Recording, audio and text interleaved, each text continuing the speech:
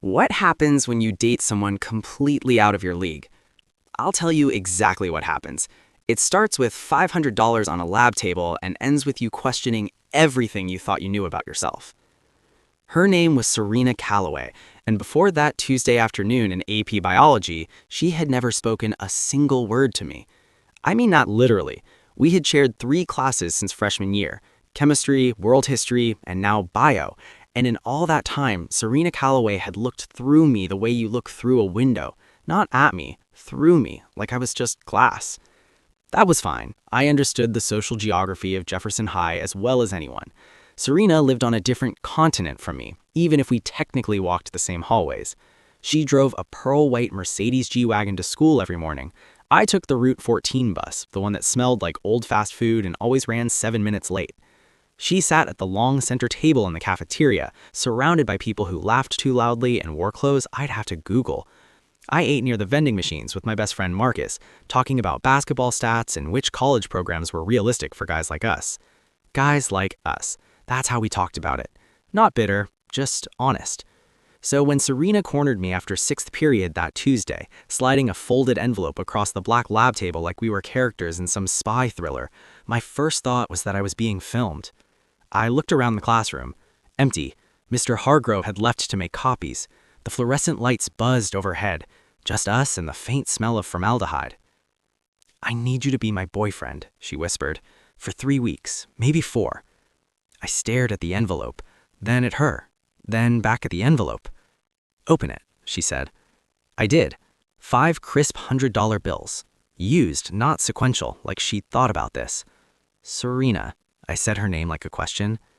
"I know it's weird." She crossed her arms, glanced at the door, then back at me. Her voice was quieter than I expected, carefully controlled, the way people talk when they're used to being overheard. "Just listen before you say no." I didn't say anything. $500 was 2 months of groceries. I was listening. She pulled out the stool across from me and sat down. This close, I noticed things I'd never had reason to notice before. The small scar near her left eyebrow, a crescent, like a little moon. The fact that she chewed the inside of her cheek when she was nervous. The way her eyes moved, quick, calculating, like she was running numbers in her head. My 18th birthday is in 3 months. When I turn 18, I get access to my trust fund. Full access. She paused. It's a significant amount. Okay. But I don't want to wait 3 months. She leaned forward slightly. My parents control everything right now. My spending, my schedule, where I go on weekends, everything. The trust fund is the one thing they can't technically stop me from accessing once I'm legal. But they can make my life difficult until then. So what does a fake boyfriend have to do with any of this? She almost smiled. Not the smile I'd seen her use in the hallways, that bright, practiced performative thing. This was smaller, a little crooked. My parents are obsessed with image, who I'm seen with, what it says about the family. She said the word family with a weight that suggested it meant something complicated. They've been trying to set me up with Preston Holloway since October. His dad owns half of the commercial real estate downtown. And you don't like Preston Holloway? Preston Holloway told a girl in our grade that she had a great personality and genuinely thought that was a compliment. Also, he once kicked a dog in front of me and laughed. So you want to make your parents nervous. I want leverage. She said it plainly, no drama. If I show up with someone they consider inappropriate, they'll panic. They'll try to negotiate. They always try to buy their way out of discomfort. I'm guessing they offer me something, early access to part of the fund, more freedom, something, in exchange for me ending things with you. She tilted her head. Meanwhile, you pay me for your time, you lose nothing, we go back to normal in a few weeks. I looked at the money in my hand. And if they don't offer you anything? Then I've wasted $500 and 3 weeks of mild inconvenience. She shrugged, but her jaw was tense. I can afford that. I believed her. What I didn't say was that I couldn't afford to turn down $500. My mom had picked up a second shift at the office cleaning company 2 weeks ago because our water heater gave out. I knew because I'd heard her on the phone at midnight working out the schedule, keeping her voice down so she wouldn't wake me up.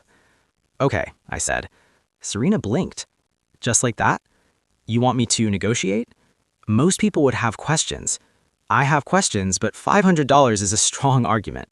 I folded the envelope and put it in my jacket pocket. "What's your story? How do we know each other?" And just like that, we got to work.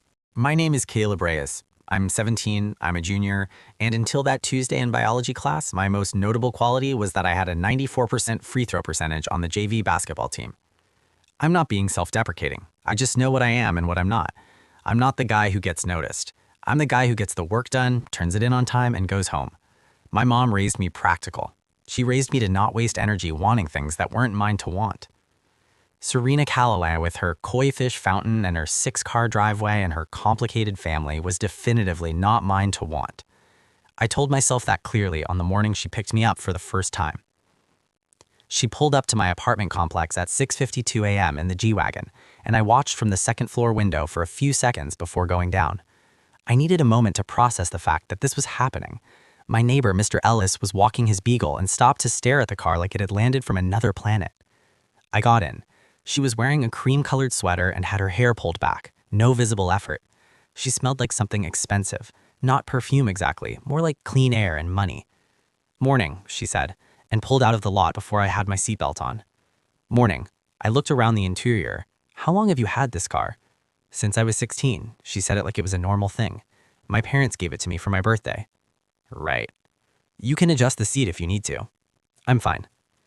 We drove in silence for about 2 minutes. Then she said, "For the story, we met at the public library in September. You were helping with an after-school tutoring program. I was there doing research for a history paper. We started talking. You asked for my number." She glanced at me. "You asked. That part matters to my parents." "Why?" "Because it means I chose you on my own. It's harder for them to argue with something I chose." That landed heavier than she probably intended. At school, the effect was immediate and almost comical. Serena took my hand as soon as we walked through the main entrance, and I watched people's heads turn like synchronized swimmers. Some did the slow double take, some just stopped mid-conversation and stared. Marcus, waiting at my locker, saw us coming and his mouth literally fell open. He grabbed my arm when Serena went to her locker. Caleb, what is happening?" "It's complicated. She is holding your hand. Serena Calloway, who has a fan page on someone's Finsta, is holding your hand." "I'll explain later." "You'll explain now." "Later, Marcus." He spent the rest of the day sending me stunned emoji via text. The first week was mostly performance. She'd find me between classes, we'd walk together. She made me a real Instagram account. My old one had 3 posts and 2 followers, and tagged me in a photo of us at the coffee place downtown, the kind of place with exposed brick and matcha lattes that cost $8. I looked wildly uncomfortable in the photo. She looked like she belonged. I expected it to feel fake the whole time, like wearing a costume that didn't fit. And the first week, it did. Every gesture felt calculated because it was calculated. We'd planned it on a shared notes app: who would initiate contact, what topics to mention around her friends, how to answer questions about how we met. But the second week, something changed. I can't pinpoint the exact moment. It was gradual, like how you don't notice the temperature dropping until you're already cold. She started texting me things that weren't in the script. Random things: a photo of a cloud that looked like a golden retriever, a voice note of a song she'd heard and thought was interesting. Turned out we both loved the same obscure R&B artist from the 90s. A question at 11 p.m. "Do you think people can actually change, or do they just get better at hiding who they are?" I stared at that one for a long time before answering. "I think they can change," I wrote back, "but only if they're doing it for themselves, not for anyone else." She didn't respond for a while. Then, "That's either really wise or really naive." "Probably both," I said. She sent a laughing emoji. Then, "Good night, Caleb." And I sat there in my room with the glow of my phone on my face, thinking about how she'd said my name. Just a text, just pixels, but she'd said it like it meant something. I told myself I was projecting. I told myself that a lot over the next few weeks. The party was at Westbrook, a gated community 20 minutes from school where the houses looked like hotels and the driveways were stamped concrete. Her friend Natalie's family had a pool that I initially thought was 2 separate pools until I realized it was one continuous one that wrapped around the back of the house. I wore my best jeans and a button-down my mom had ironed twice. Serena picked me up, and when she saw me, she said, "You look good," with the kind of directness that made it land differently than a compliment from someone just being polite. "Thanks," I said. "You look—" I stopped. She was wearing a midnight blue dress, simple cut, no jewelry except small gold hoops. She looked like she'd spent 30 seconds getting ready and somehow achieved something that would take anyone else 3 hours. "You look what?" she asked. "Like you always look," I said. "Like you're not trying." She studied me for a second. Then she got in the car. At the party, she stayed close, closer than the arrangement required. She introduced me to everyone with this quiet confidence. This is Caleb, like I was someone she was proud of, not someone she'd hired. About an hour in, a guy named Bryce, I'd seen him at school, lacrosse player, the kind of good-looking that comes with a built-in attitude, made a comment under his breath to his friend while looking at me. Something about Target, about shopping there. I heard it. I kept my face neutral. I'd heard worse. But Serena heard it too. She turned around slowly. "Sorry, Bryce, what was that?" Bryce shrugged, already retreating. "Nothing." "No, say it again." Her voice was pleasant, dangerously pleasant. "I want to make sure I heard you right." Silence spread around us, people with drinks in their hands pretending not to pay attention while paying full attention. Caleb saves his own money. He works for it. He doesn't ask anyone for anything. She tilted her head. "What do you actually do, Bryce, besides spend whatever your dad puts in your account every month?" Bryce opened his mouth. Closed it. "Thought so," she said, and turned back to me like the conversation was already over. I looked at her. She looked at me. And I felt something shift in my chest. Not dramatically, not with any fanfare, just a quiet rearrangement of something that had been sitting wrong. Her phone buzzed. She glanced at it, and something in her expression changed. Not panic exactly, more like the careful composure of someone bracing for something they expected. "My parents saw us this morning. She exhaled. "They're not happy." "Is that what you wanted?" "Yes." A pause. "Mostly." She looked out at the city lights visible beyond the edge of the yard. "Let's go somewhere quieter." We found a side balcony on the second floor. Iron railing, a couple of outdoor chairs that no one was using. The city spread out below us, not New York skyline dramatic, but still beautiful. Scattered lights and the distant sound of traffic. Something about nighttime makes things feel more honest. We sat side by side, and for a while, neither of us said anything. 3 months till my birthday," she said eventually. "You nervous?" "About getting the money?" She shook her head. "About what happens after." She was quiet. "Everything I've done has been about reaching this one goal. Get the fund, get the freedom, stop depending on people who see me as—" She trailed off. "It's like I've been running toward a finish line and now it's actually close and I don't know what's on the other side." I thought about that. "You figure out the next thing," I said. "You're not someone who stops moving." She turned to look at me. Close, really close, closer than the arrangement required. "Caleb." "Yeah?" "I need to tell you something." My heart did the thing, the inconvenient, embarrassing, completely unhelpful thing where it just stops for a second and then starts again wrong. "My parents," she said. "They want to meet with us, both of us. They said they have a proposal." I breathed out slowly. "About the trust fund?" "Yes." Her eyes searched my face. "You don't have to come. I can handle it myself. I thought you should know." "I'll be there," I said. She nodded. Then quietly, "Thank you for all of this. I know it was just—" "Let's get back inside. You're cold." She was wearing a thin dress in November air. She hadn't said anything about it. She looked at me for a moment longer, then she stood up. The Calloway home was different in daylight. Still enormous. Still the koi fountain and the 6 cars in the entrance hall with ceilings that made me feel like I was standing inside a museum. But without the nerves of that first visit, I could see things more clearly. The flowers were real, but arranged too perfectly. The furniture looked expensive but uncomfortable, the kind chosen for aesthetics, not sitting. Everything in that house had been selected to make an impression, rather than to live in. Serena walked through it like someone who had learned not to need it. Her parents were waiting in the formal dining room, the actual dining room, not the sitting room where I'd met them before. Round table, 6 chairs, only 4 in use. Her dad, Richard Calloway, in a blazer on a Saturday. Her mom, Diana, in a silk blouse, pearl earrings, a smile that was all architecture and no warmth. Between them on the table, a manila folder. "Caleb," her dad gestured to a chair, "please sit." We sat across from them. Serena's knee pressed briefly against mine under the table. I don't think she did it on purpose. "We appreciate you coming," Diana said. "We want to be direct with you. We think you're a reasonable young man." "Thank you," I said. "You're clearly intelligent," Richard said. "You're planning for college, I assume?" "Yes, sir. State school, partial scholarship, the rest in loans, most likely." "Good." He opened the folder slightly, not quite showing me what was inside. "Caleb, we've done some research. We understand your family situation. Your mother works hard. You do too, and we respect that." I kept my face neutral. "We'd like to make you an offer," Diana said, taking over with the smoothness of a relay handoff. "We're prepared to cover your full college education, tuition, room and board, books, at any school you're accepted to. anywhere in the country.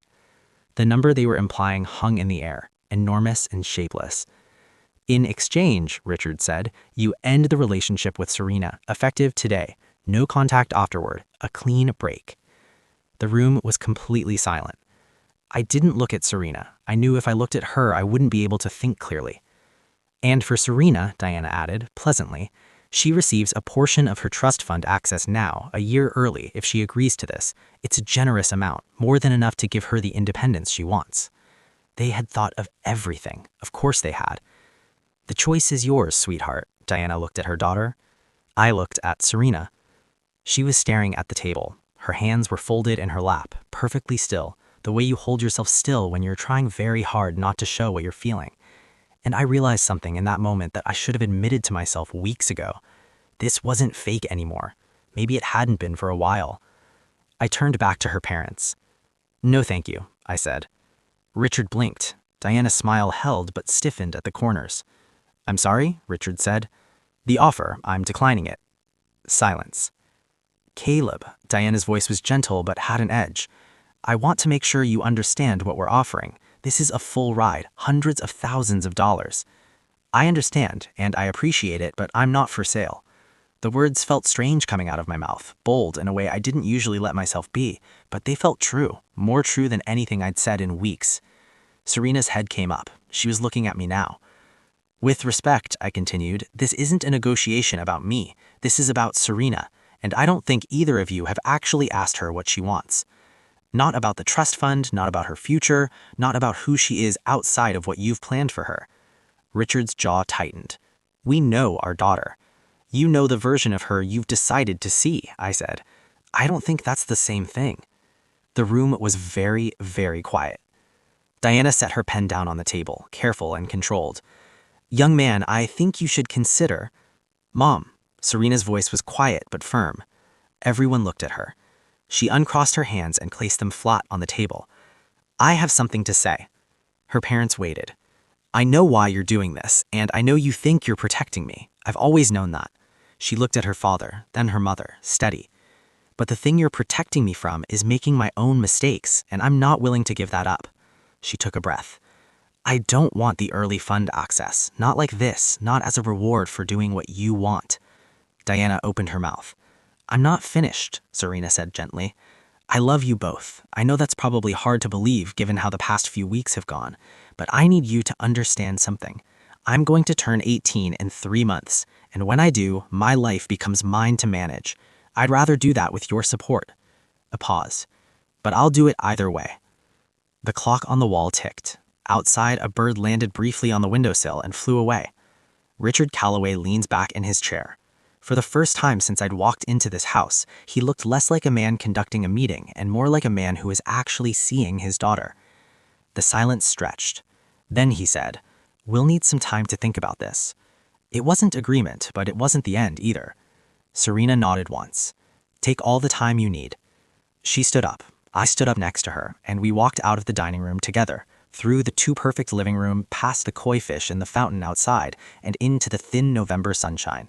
She didn't speak until we reached the edge of the driveway. Then she let out a breath that seemed like she'd been holding it for months. It came out ragged and real, and she pressed both hands to her face. And I thought for a second she was crying, but when she lowered her hands, she was laughing, quietly, disbelieving. You said no, she said. Yeah. They offered you a full college education, and you said no. Yeah. She looked at me. That was the most reckless thing I've ever watched a person do. Probably. Caleb.